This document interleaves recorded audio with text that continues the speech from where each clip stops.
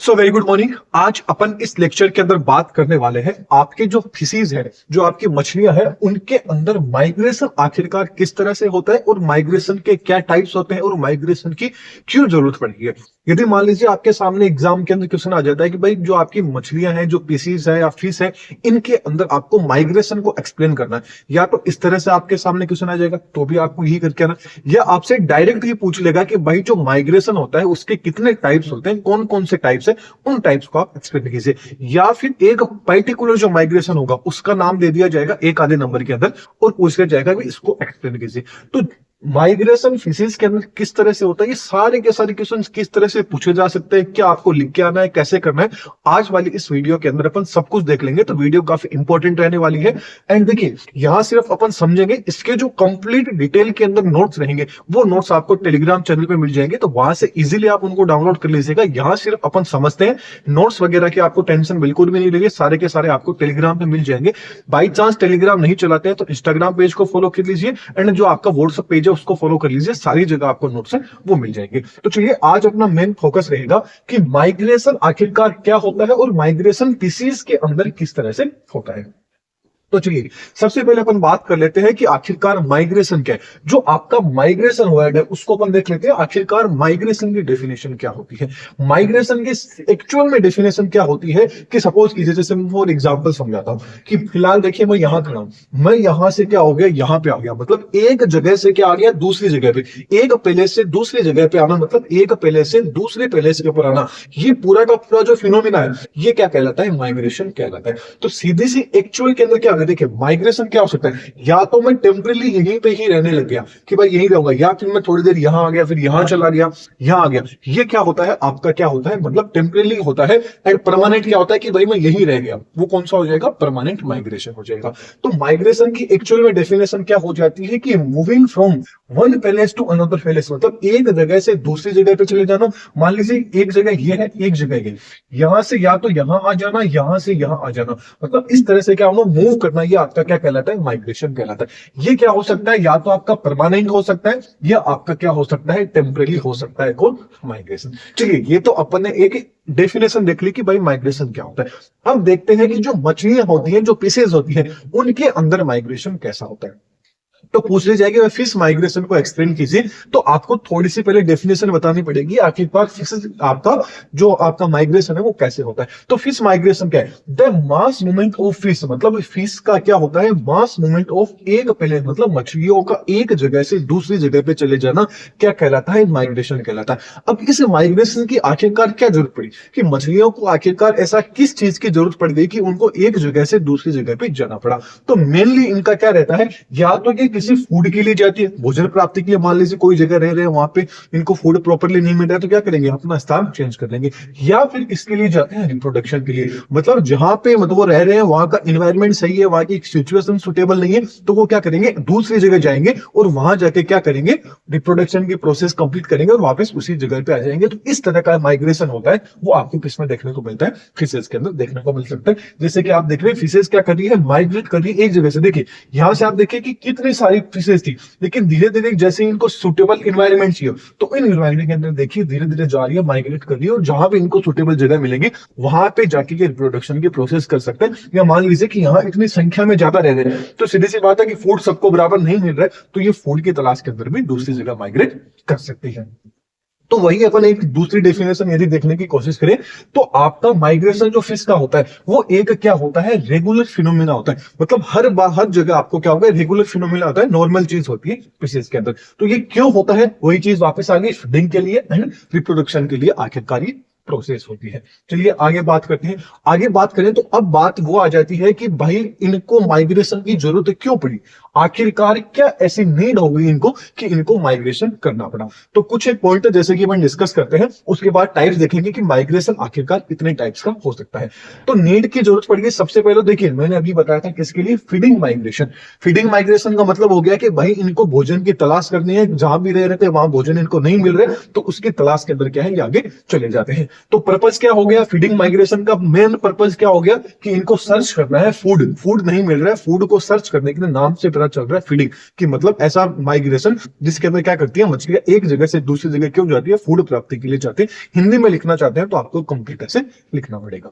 चलिए एग्जाम्पल देख लेते हैं, आपका बॉम्बे जो डक्ट आता है उसका एग्जाम्पल आ जाता है। नेक्स्ट बात करते हैं ब्रीडिंग माइग्रेशन क्या होता है। ब्रीडिंग नाम से पता चल रहा है, ब्रीडिंग मतलब इनको रिप्रोडक्शन करने के लिए क्या करते हैं, एक जगह से दूसरी जगह पे क्या करते हैं, माइग्रेट करते हैं। पर्पज ऑफ बेटर सर्वाइवल, मतलब ऐसी जगह ढूंढते हैं जहां पे ये अच्छे से सर्वाइव कर सके और प्रॉपरली क्या कर सके, फॉर्मेशन कर सके। एक या जो लार्वा होता है ये जो भी देते हैं उनको क्या कर सकते हैं, प्रॉपर उनको क्या कर सकते हैं, सुटेबल कंडीशन में ले जा सके और वहां पे जाके रिप्रोडक्शन की प्रोसेस करते हैं। फॉर एग्जाम्पल हो गया हिल्सा। हिल्सा क्या आ जाता है, इसका एग्जाम्पल आ जाता है। चलिए थर्ड नंबर का अपन देखते हैं। थर्ड नंबर का आ जाता है क्लाइमेटिक या विंटरिंग जो आपका माइग्रेशन होता है। नाम से पता चल रहा है क्लाइमेट। क्लाइमेट का मतलब हो गया कि ये कुछ ऐसी जगह रह रहे थे जहां का जो इन्वायरमेंट था वो अब इनके लिए सुटेबल नहीं है, तो ये क्या करते हैं, वहां से दूसरी जगह क्या कर जाते हैं, मूवमेंट कर जाते हैं। अब सुटेबल कैसे नहीं है, जैसे कि आप सबको पता है कि केमिकल वेस्टेज वगैरह होते हैं ह्यूमंस के द्वारा, इतना पानी में छोड़ दिया जाता है कि मछलियों को क्या करना पड़ता है, माइग्रेट करना पड़ता है। तो वही हो गया कि इनका जो मेन यहां से पर्पज क्या होता है, एक सुटेबल क्या होता है, अप्रोप्रिएट जो क्लाइमेट कंडीशन होती है उसको सर्च करना होता है, उसको ढूंढना होता है, उसके लिए क्या करते हैं, ये माइग्रेट करते हैं। फॉर एग्जाम्पल आ गया जो अल्टार्टिक जो आपका सोलोमन होता है वो क्या आ जाता है, इसका एग्जाम्पल आ जाता है। चलिए लास्ट अपन देख लेते हैं ओस्मो रेगुलेटरी माइग्रेशन। नाम से ही पता चल रहा है ओस्मो रेगुलेटरी क्या हो गया, माइग्रेशन। इसका मतलब हो गया कि इनका पर्पज रहता है ओस्मो रेगुलेशन। ओस्मो रेगुलेशन का मतलब सुटेबल वाटर हो गया, मिनरल्स हो गया, जिस वाटर में बराबर रहेंगे वहां क्या करते हैं, माइग्रेट करने की कोशिश करते हैं। चलिए ये तो अपन ने देख लिया कि भाई क्या क्या जरूरत हो सकती है। अब अपन देख लेते हैं कि माइग्रेशन होता है वो आखिरकार कितने टाइप्स का होता है। अब देखिए यहां से आपको दो दो एक एक नंबर के क्वेश्चंस भी देखने को मिल सकते हैं। या तो एग्जामिनर आपको बड़ा क्वेश्चन देगा तो डायरेक्ट ही दे देगा कि आपको भाई माइग्रेशन को एक्सप्लेन करना है, पीसीएस के अंदर कैसे होता है, माइग्रेशन के टाइप्स बताने हैं। या आपको 2 नंबर के क्वेश्चन के अंदर डायरेक्ट दे देगा ओशियनोड्रोमस जो आपका माइग्रेशन क्या होता है उसको एक्सप्लेन कीजिए। मतलब 2 नंबर के क्वेश्चन के अंदर डायरेक्ट आपको दे देगा ओशियनोड्रोमस जो आपका माइग्रेशन होता है उसको आप एक्सप्लेन कर दीजिए, तो आप ये चीज लिख के आ सकते हैं। अब देखिए ओशियन नाम से पता चल रहा है, ओशियन ओशियन किस चीज से रिलेटेड होता है, ओशियन होता है आपके समंदर से रिलेटेड होता है, सी से रिलेटेड होता है। मतलब ऐसी मछलियां जो कहां करेगी, आपका जो समंदर होगा बोले तो खारा पानी जिसको अपन मेराइन वाटर बोलते हैं, मेराइन वाटर के अंदर ही क्या करेगी, ये माइग्रेट करेगी। मतलब इस तरह का जो माइग्रेशन होता है उसके अंदर जो मछलियां होती है एक पैलेस से दूसरे पैलेस जाएगी। एक पैलेस से दूसरे पैलेस का मतलब हो गया है कि उसी समंदर के अंदर, देखिए समंदर आप सबको पता है कि ऐसा तो है नहीं कितना सा समंदर काफी सारा क्या होता है, काफी ज्यादा बड़ा होता है। तो उसी समंदर के अंदर क्या करती है, ये अपनी लोकेशन, मतलब मान लीजिए ये देख लीजिए इतना बड़ा सारा क्या आपका समंदर है। पहले ये क्या रह रही थी, इस कोने के अंदर ये मछलियां रह रही थी। फिर ये मछली यहां से इनको एनवायरमेंट सुटेबल नहीं मिला होगा, रिप्रोडक्शन की प्रोसेस होगी, फूड की प्रोसेस होगी, जो भी इनकी कंडीशन हो सकती है उससे ये आगे बढ़ के और इस कोने के अंदर क्या हो गया, यहां तक ये पहुंच के। तो ये क्या हो गया, एक लॉन्ग डिस्टेंस क्या हो जाता है, माइग्रेशन हो जाता है। लेकिन हो कहां रहा है, उसी एनवायरमेंट के अंदर हो रहा है, उसी पानी के अंदर रह रहा है। फॉर एग्जाम्पल कौन सा, जो आपका समंदर का पानी है, ये पूरा का पूरा माइग्रेशन का हो रहा है, समंदर के अंदर हो रहा है। तो वही चीज आगे लॉन्ग डिस्टेंस के लिए होता है। और कहां हो रहा है, जो आपका सी वाटर है उसी के अंदर हो रहा है। ओशियन का जो पानी है, समंदर का पानी है, उसी के अंदर हो रहा है।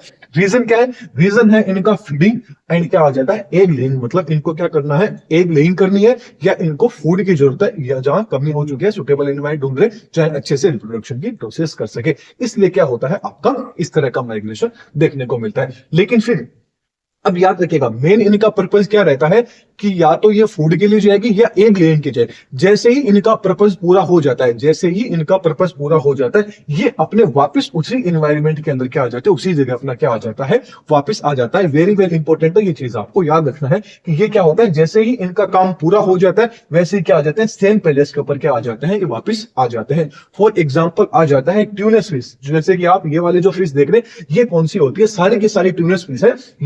ये क्या रहती है, ग्रुप के अंदर रहती है। जब इनके अंदर रिप्रोडक्शन की प्रोसेस होती है उस टाइम पे क्या करती है, ये यहां से चली जाएगी, दूसरी जगह जाएगी, वहां जाके रिप्रोडक्शन की प्रोसेस कंप्लीट करेगी और वापस अपने ग्रुप के पास में क्या आ जाती है, वापस आ जाती है। इस तरह का जो माइग्रेशन है उसको बोला जाता है ओशियनोड्रोमस माइग्रेशन बोला जाता है। चलिए आगे बात करते हैं।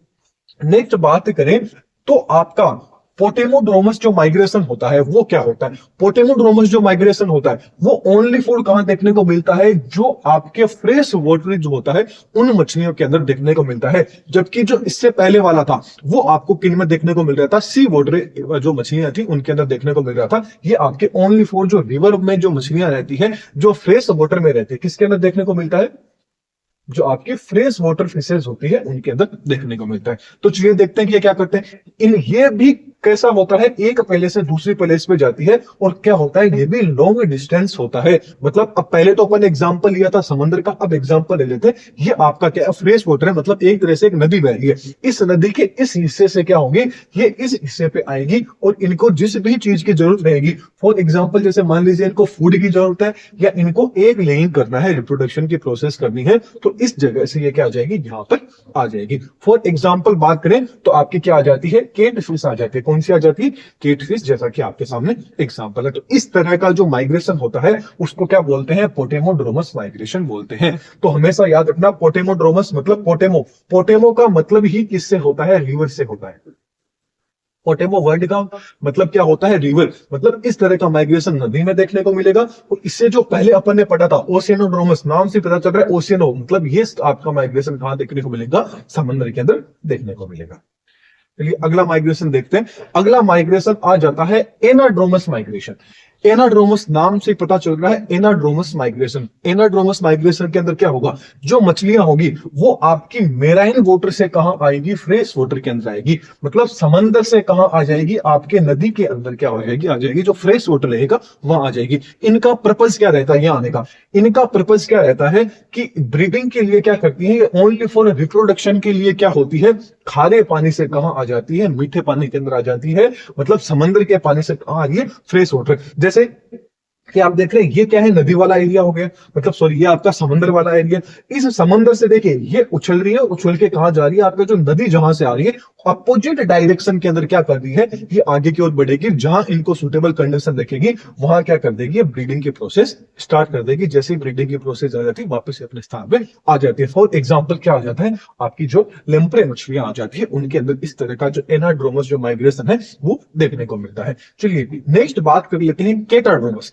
केटाड्रोमस माइग्रेशन का मतलब हो गया कि अब जो फ्रेश वाटर के अंदर जो मछलियां तैर रही थी वो कहां जाएगी? आपकी मेराइन वाटर के अंदर जाएगी। मेराइन वाटर बोले तो या तो आपका समंदर हो गया या आपका ओशियन हो गया, वहां जाएगी। जैसे प्रोसेस पूरी हो जाएगी वापस से मेराइन से फ्रेश वाटर के अंदर वापस आ जाएगी।